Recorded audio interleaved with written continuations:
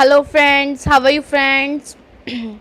Friends, अगर आपने मेरे चैनल को लाइक, सब्सक्राइब और शेयर नहीं किया है तो प्लीज़ पहले जाके इसे लाइक, सब्सक्राइब और शेयर ज़रूर कर दें। आपके एक शेयर से शायद जो स्टडी ना कर पा रहा हो, शायद उसको ये टॉपिक करने के लिए मिल जाए। आई होप आप इसको शेयर और सब्सक्राइब ज़रूर करेंगे। आइए हम अपना आज का टॉपिक जो है स्टार्ट करते हैं। जैसे कि हमने कल डिस्कस किया था यूटिलिटी के बारे में, टोटल यूटिलिटी, मार्जिनल यूटिलिटी और relation between total utility and marginal utility. आज हम डिस्कस करेंगे laws of utility. Laws of utility दो हैं, कौन कौन सी हैं? एक तो है law of diminishing marginal utility, दूसरी है law of equi marginal utility. जो हम आज के टॉपिक में डिस्कस करने वाले हैं वो है law of diminishing marginal utility. Law of diminishing marginal utility का मैं थोड़ा सा नाम क्लियर कर दूँ। लॉ मतलब कोई भी जो लॉ है, डिमिनिशिंग का मतलब होता है कम होना, घटना। मार्जिनल यूटिलिटी जो हर एडिशनल यूनिट के बाद हमें यूटिलिटी मिलती है वो होती है marginal utility. Law of diminishing marginal utility मतलब जो घटते क्रम की क्या है, मार्जिनल यूटिलिटी है। हम उसको इस टॉपिक में डील करने वाले हैं कि मतलब हमने जैसे कल देखा टाइम टू टाइम हमारी मार्जिनल यूटिलिटी क्या है, कम होती जाती है। तो क्यों कम हो जाती है, इसके बारे में पूरा का पूरा लॉ है। तो आज हम उस लॉ को डिस्कस करते हैं। The law of diminishing marginal utility is an important law of consumption. ये कंजप्शन का एक क्या है, बहुत ही ज़्यादा इम्पोर्टेंट लॉ है। It is also known as Gossen first law of consumption. इसे गूसन का फर्स्ट लॉ ऑफ कंजप्शन भी कहते हैं। ये आपको शॉर्ट क्वेश्चन में भी आ सकता है, which is Gossen's first law of consumption. It was initially formulated in 1854 by Gossen. ये 1854 में गूसन ने दिया था। However, in its present form, it is associated with Marshall. Starting में इसको गूसन ने दिया, बट अब जो है ये मार्शल के साथ ही एसोसिएट किया गया। मतलब मार्शल ने इसको पूरा जो है प्रपाउंड किया है, दोबारा एक नया रूप इसको दिया है। It is based on the fact that particular bond can be fully satisfied. ये किस फैक्ट पे बेस्ड है कि आपकी जो एक वांट है वो पूरी तरह से सेटिस्फाई हो चुकी है, आप एक चीज़ से पूरी तरह जो है संतुष्ट हैं, हो चुके हैं। Our daily experience tells us that when we go on consuming more and more unit of a commodity, the marginal unit from each additional unit of it goes on diminishing, other things remaining same. बाकी चीज़ें same रहेंगी। अगर आप एक time पे एक time पे अगर आप कुछ खा रहे हैं तो अगर आप उसको ज़्यादा से ज़्यादा कंज्यूम करते जाएंगे, लेते जाएंगे तो क्या होगा, जो आपको उससे यूटिलिटी मिल रही है वो जो हर एक यूनिट के साथ साथ है कम होती जाएगी। मतलब क्या है, diminishing marginal utility. A stage does come when the consumer is fully satisfied. एक स्टेज ऐसी आ जाएगी जिस पे जो कंज्यूमर है वो क्या है, फुली सेटिस्फाइड होगा। हमने कल के टेबल में जैसे डील किया था, हम किसी कमोडिटी को कंज्यूम कर रहे थे तो कंज्यूम करते करते हमारे पास 3 स्टेजेस थी। पहले तो हमारी जो टोटल यूटिलिटी है वो इंक्रीज़ हो रही थी, उसके बाद टोटल यूटिलिटी सेम हो गई, उसके बाद टोटल यूटिलिटी है कम होनी स्टार्ट हो गई। तो वो पॉइंट क्या था, जब आप खाते जा रहे हैं तो आपकी यूटिलिटी थोड़ी थोड़ी कम हो रही है, आपको नहीं पता चल रहा। लेकिन जब आपका एक यूनिट कंज्यूम करने का जब आपने दूसरा यूनिट कंज्यूम किया होगा, जब आप फुली सेटिस्फाइड की सिचुएशन पे आने वाले होंगे तो आपने जो पहले वाला यूनिट कंज्यूम किया और जो अब वाला यूनिट है उसमें ज़्यादा डिफरेंस नहीं होगा। मतलब कोई डिफरेंस होगा ही नहीं, सेम था। मतलब उसके खाने के बाद भी आपको कुछ फील नहीं हुआ, उसके खाने से पहले भी आप सेटिस्फाइड थे, अब भी सेटिस्फाइड है। फिर भी अगर आप अपनी कंजप्शन को कंटिन्यू करेंगे, खाते जाएंगे, तो क्या होगा कि नेगेटिव की सिचुएशन जो है प्रेजेंट हो जाएगी। जैसे हम नॉर्मल बात करते हैं, अति हर चीज़ की बुरी है, मतलब जिस चीज़ को भी हम अगर ज़्यादा खाएंगे तो वो हमारे लिए बुरी होगी। In case of consumer continues his consumption even after zero marginal utility, then marginal utility becomes negative। अगर ज़ीरो के बाद भी जो कंज्यूमर है वो अपनी कंजप्शन को करता रहता है तो क्या है कि उसकी यूटिलिटी जो है वो नेगेटिव हो जाएगी। It may however be noted that even marginal utility diminishing, total utility increases at a diminishing rate। जैसे जैसे मार्जिनल यूटिलिटी कम होगी टोटल यूटिलिटी बढ़ेगी, पर किस रेट पे? डिमिनिशिंग रेट पे। हमने देखा था कल के टेबल में, जैसे पहले जो था 8 यूटिल्स मिल रहे थे मार्जिनल यूटिलिटी, उसके बाद 6 यूटिल्स हो गई, उसके बाद 4। तो ऐसे ऐसे करके जो मार्जिनल यूटिलिटी कम हो रही थी उसके साथ टोटल यूटिलिटी बढ़ रही थी, पर किस रेट पे? डिमिनिशिंग रेट पे। मतलब फर्स्ट टाइम अगर 8 इंक्रीज़ हुआ तो सेकेंड टाइम 6, थर्ड टाइम 4, मतलब 2 करके यूटिल्स जो हैं कम हो रहे थे। अगर आपने वो वीडियो नहीं देखी है तो आप पहले उसे देख लें, क्योंकि उसमें जो है टेबल है पूरा, मैंने 2 टेबल्स उसमें दिए हैं, उसमें जो है अच्छा है। और अगर आपको फिर भी वो नहीं मिल रही तो ऊपर आई बटन पे क्लिक करके भी आप उसको देख सकते हैं। In short, the more we have of a thing, the less we derive utility from it, or the less we want to have more of it। जितनी हमारे पास कोई चीज़ ज़्यादा होगी, हमें यूटिलिटी है उस चीज़ से उतनी ही कम मिलेगी, और जितनी वो कम होगी उतनी यूटिलिटी ज़्यादा मिलेगी। कई बार क्या होता है, हम अगर खाना बनाते हैं कोई चीज़ कम बनती है, वो हमें ज़्यादा अच्छी लगती है। क्यों अच्छी लगती है? क्योंकि हमें जो है हमारी यूटिलिटी के लेवल ज़ीरो लेवल होने से पहले ही उसकी कंजप्शन बंद कर दी थी, इसीलिए हमें कम चीज़ ज़्यादा अच्छी लगती है। इसकी डेफिनेशन है जो मार्शल ने दी है, the additional benefit which a person drives from a given stock of a thing diminishing with every increase in the stock that he already had.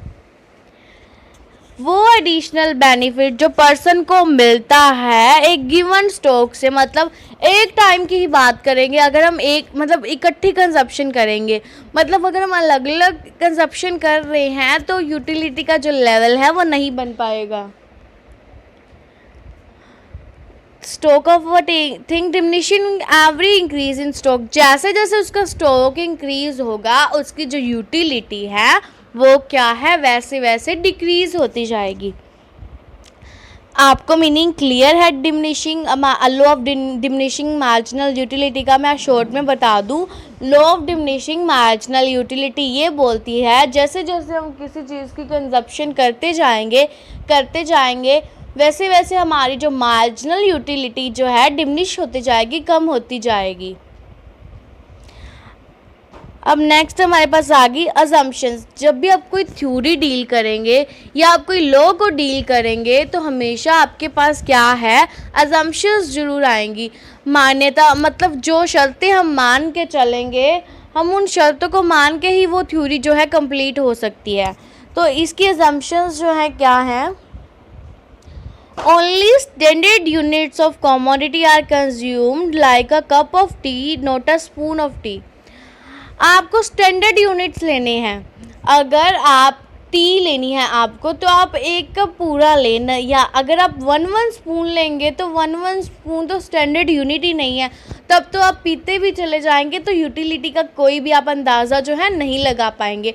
तो आपको स्टैंडर्ड यूनिट्स लेने हैं, मतलब जो चीज़ स्पून से खाते हैं उसको स्पून से मेज़र करना है, जो कप से लेते हैं उसको कप से मेज़र करना है, मतलब जो चीज़ हम उसको खाने के लिए यूज़ करते हैं हमें वही चीज़ यूज़ करनी है। Consumption of the commodity is continuous. Consumption जो है कॉन्टीन्यूस होना चाहिए। कॉन्टीन्यूस मतलब लगातार, मतलब एक टाइम पे अगर आप बैठ जाते हैं खाने के लिए तो आप उसे जब फिनिश कर लें या अगर आप उसे और खाते जाएं तो एक ही टाइम पे बैठ के आपको उसको खाना है, ना कि अगर आप एक पूरा दिन में मतलब आपके पास 5-6 चॉकलेट्स हैं, आप सुबह खा लें एक, दोपहर को एक खा रहे हैं, रात को एक खा रहे हैं, तो आप बोल रहे हैं मुझे पूरी यूटिलिटी मिल रही है। नहीं, तो आपको 5-6 जो चॉकलेट्स होंगी वो एक ही टाइम पे बैठ के खानी है, तब जो आपकी यूटिलिटी में जो क्या है गिरावट आएगी। नहीं तो आपको कोई भी जो गिरावट फील नहीं होगी यूटिलिटी की, अगर आप गैप डाल कर उसको कंज्यूम करेंगे। Consumer should be mentally normal. Consumer जो है मेंटली नॉर्मल होना चाहिए। There should be no change in income, taste and fashion of the consumer.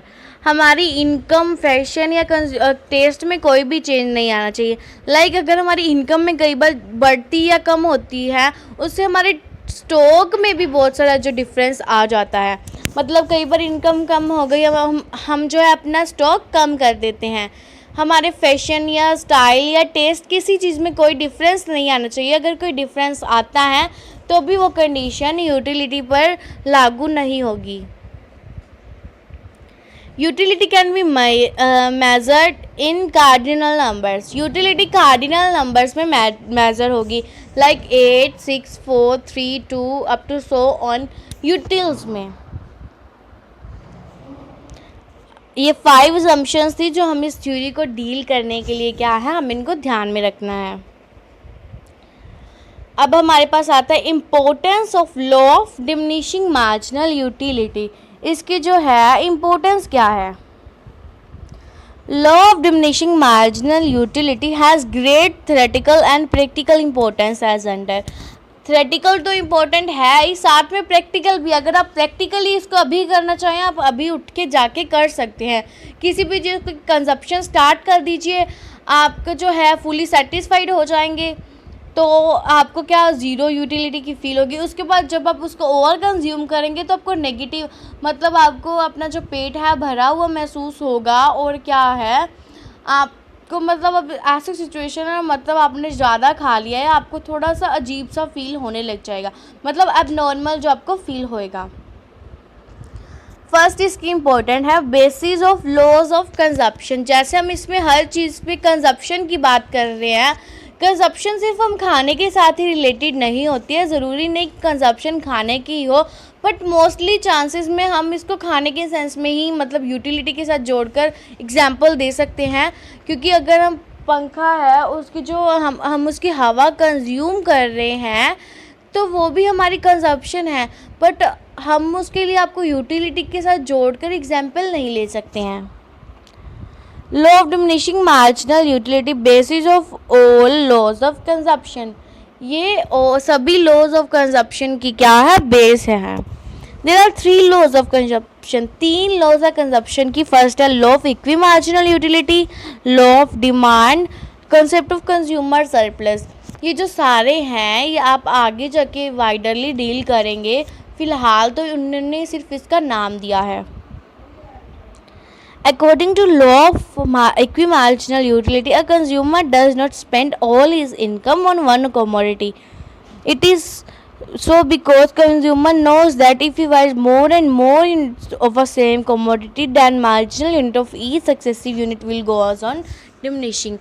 Equimarginal utility जो है वो क्या कहती है, कोई भी जो कंज्यूमर है वो अपनी सारी इनकम को एक ही कमोडिटी पे खर्च नहीं करेगा। लाइक अगर आप फ्रूट्स लेने जा रहे हैं, अगर आपको 200 का फ्रूट लेना है तो आप 200 जो है सारा उस पर नहीं लगा देंगे कि आप अगर आप बनानास ले रहे हैं 200 के, आप सारे बनानास ले लेंगे, क्योंकि आपको पता है आपके पास जितनी ज़्यादा वो चीज़ होगी उतनी ही कम आपको उसे यूटिलिटी मिलेगी।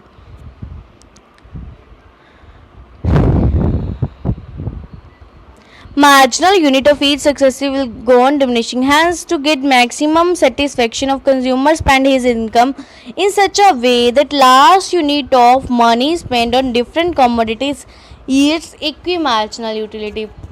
वो ऐसे स्पेंड करेगा ताकि उसे लास्ट यूनिट से भी जो क्या है अपनी इक्वल ही सेटिस्फेक्शन मिले जितनी कि उसे फर्स्ट यूनिट से मिली है।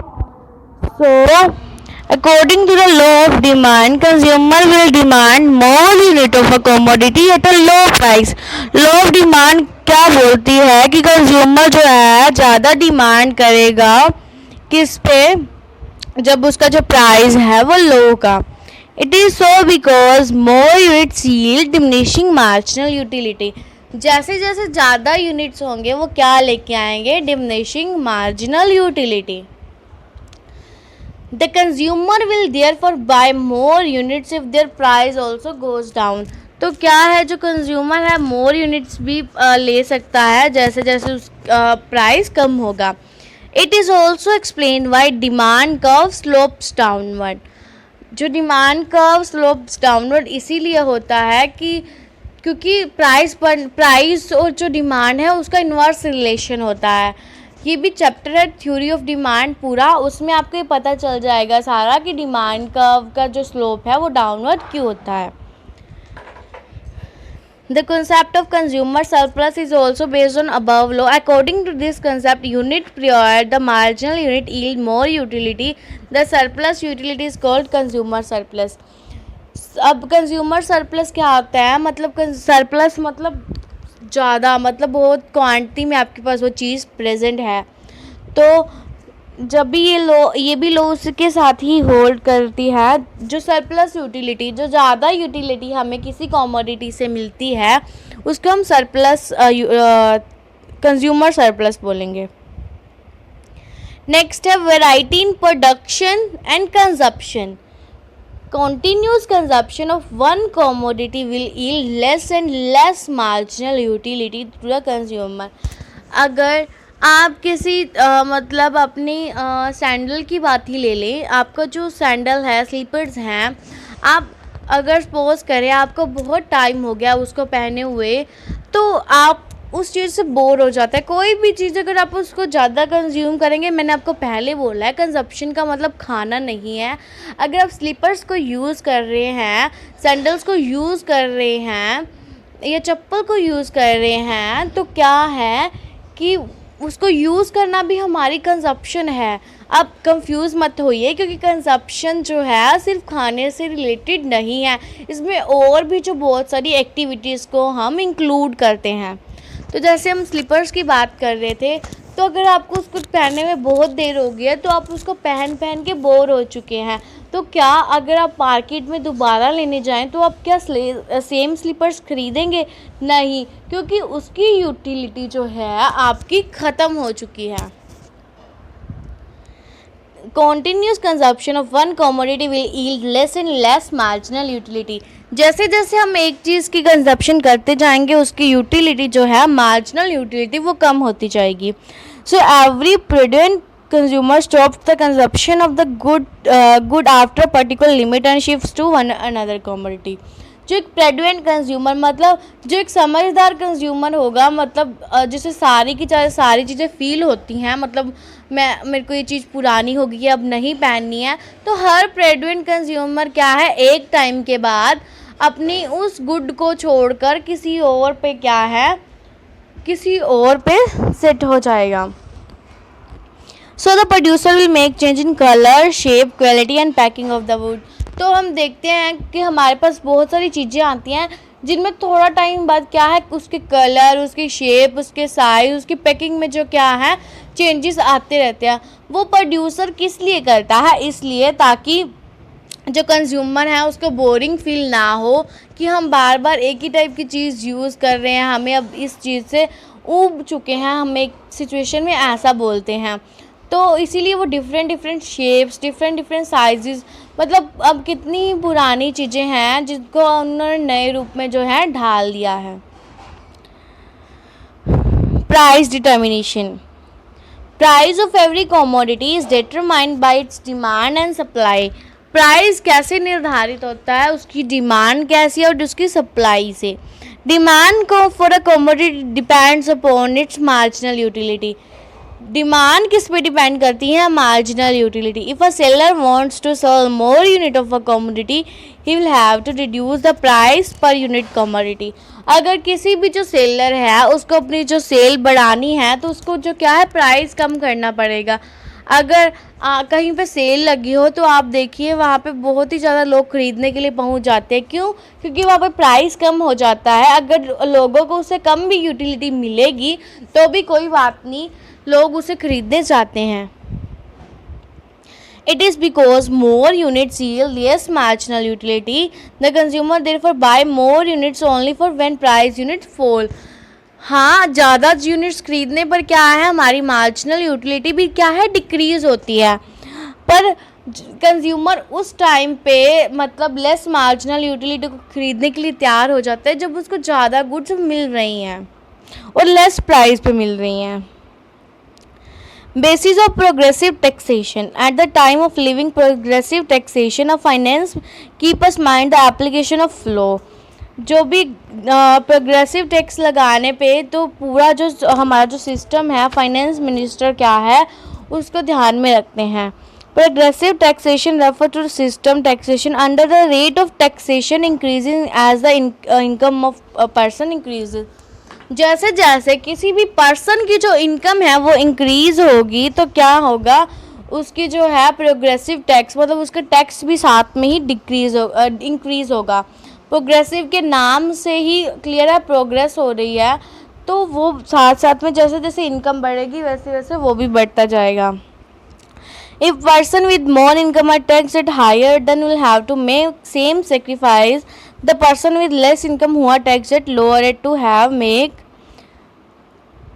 तो जो अब देखिए, जो पर्सन जिसकी इनकम हाई है उसका टैक्स हाई हो गया, जिसकी इनकम लो है उसका टैक्स भी लो है, तो उन दोनों का जो सैक्रिफाइस है वो भी सेम है। ये नहीं है कि जो अब वो ज़्यादा इनकम वाला सोचे कि मुझे ज़्यादा टैक्स लगाया जा रहा है। उसे ज़्यादा टैक्स क्यों लगाया जा रहा है, क्योंकि उसकी जो इनकम है वो ज़्यादा है, और जिसके कम इनकम है उसको कम टैक्स लगाया जा रहा है। तो हम ये नहीं बोल सकते कि हम उनमें कोई भेदभाव कर रहे हैं, क्योंकि उनकी इनकम के अकॉर्डिंग उसको टैक्स लग रहा है, उनका सेक्रीफाइस सेम है। ये नहीं है कि उसको कम टैक्स लग रहा है उसको ज़्यादा लग रहा है, उनका सेक्रीफाइस देखें, उसका टैक्स ना देखें। उसके बाद फिफ्थ हमारे पास आता है advantage to the consumer. The law of great significance to every consumer according to this law in order to get maximum satisfaction from the consumption of a good, consumer should buy only that many units of its marginal utility is equal to its price। इसने जो consumer को भी advantage दिया, consumer भी ये समझता है कि वो तभी कमोडिटी को हाई प्राइस पे लेने के लिए तैयार होगा जब उसे उतना ही हाई मार्जिनल यूटिलिटी उससे मिल रही होगी। मतलब जितनी ज़्यादा हमें यूटिलिटी मिलेगी हम उतना ही उसका प्राइस भरने के लिए भी क्या है, तैयार हो जाएंगे। बेसिस ऑफ रीडिस्ट्रीब्यूशन सिक्स्थ है, ये जो है बेसिस ऑफ रीडिस्ट्रीब्यूशन भी है। The law serve as fundamental basis of redistribution of income and wealth in capitalist economies which are characterized by inequalities of wealth and income. The reason being that marginal utility of money to rich is less than to poor, so that according with the law wealth is redistributed in favor point whose marginal utility of money is more than the rich, the total welfare of the society should be increased। इसमें क्या है, उन्होंने redistribution की बात की है। देखिए अब जो रिच है उसके लिए यूटिलिटी क्या है, थोड़ी कम होगी, तो पुअर के लिए मनी की यूटिलिटी ज़्यादा होगी। तो रीडिस्ट्रीब्यूशन का हमें ये सजेशन देता है, इम्पोर्टेंस इसकी ये भी है। तो हम अब रीडिस्ट्रीब्यूशन कैसे होगी, देखिए जो गवर्नमेंट है वो हाई रेट जो टैक्सेस है किस पे लगाती है, जो रिच हैं उन पे। तो जो उनसे टैक्स कलेक्ट होता है वो सब्सिडीज़ के द्वारा या कोई न्यू जो उनकी जो सिस्टम है उनके द्वारा वो क्या है, पुअर को सब्सिडीज़ वगैरह भेजते रहते हैं, जिससे क्या है रीडिस्ट्रीब्यूशन ऑफ इनकम होता रहता है, ताकि रिच को भी यूटिलिटी ये ना हो कि जो रिच की यूटिलिटी है वो बिल्कुल ही कम हो जाए और पुअर को मतलब इतनी ज़्यादा हाई हो जाए कि वो मनी के लिए कुछ भी कर ले। इसीलिए रीडिस्ट्रीब्यूशन होती रहती है। जो टैक्स इधर हाई होता है वो पुअर के बैंक अकाउंट्स में जाता है या किसी भी तरह उन तक पहुंच जाता है।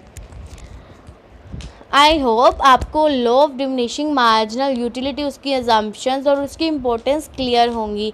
अगर फिर भी आपको डाउट आ रहा है तो आप कमेंट सेक्शन में जाके पूछ सकते हैं। कुछ जो है लोग बोलते हैं कि वीडियो ब्लर है, तो वीडियो ब्लर नहीं है, आप अपनी जो क्वालिटी है उसको हाई कर लें, आपको वीडियो बिल्कुल क्लियर दिखेगी। एंड पे please like share and subscribe my channel. Thanks for watching.